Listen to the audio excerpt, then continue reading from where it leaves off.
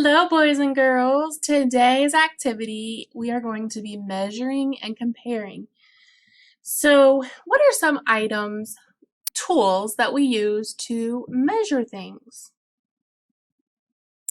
Yes, we could use a ruler or we could use a measuring tape. I wish I had some to show you, but you could use a ruler and a measuring tape. However, those are not the only tools that you can use to measure. Did you know that? You could use your hand to measure. You can measure something like this. You can do the same thing with your foot. You can walk how many steps something is, okay? You can use yarn. You can make a paper clip chain, and you could use cubes, okay?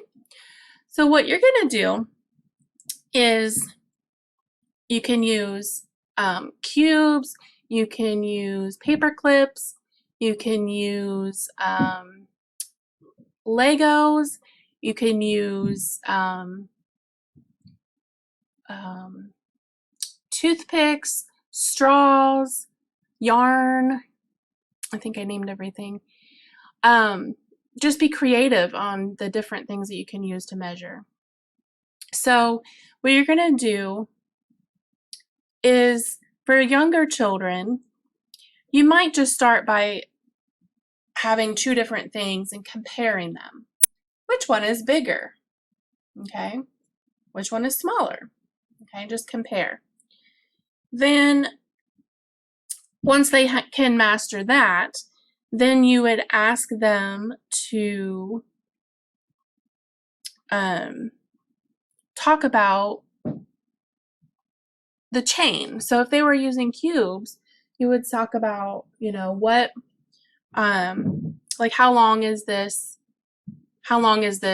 cube tower now? Or how high is it?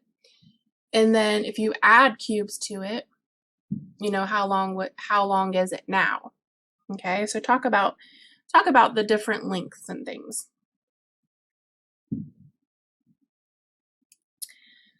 So then you could take an object and ask your child, what could we use that is the same width? For example, if you pick a table, you ask the child, what could we put together to equal the size of this table? Okay, and they're going to look around the room and they're going to think, okay, maybe they put the two chairs together and it equals the size of the table. Okay, so they're seeing that two parts can make a whole, or two parts can be the same, that make the same size. Okay, then another thing you can do is actually measure objects. So pick some different objects to measure. You're going to use your cubes or your paper clips or whatever you got to measure with, your foot, your hand, whatever you got, and you're going to measure the objects, okay? And then you're going to write down how many it took to equal that object, okay?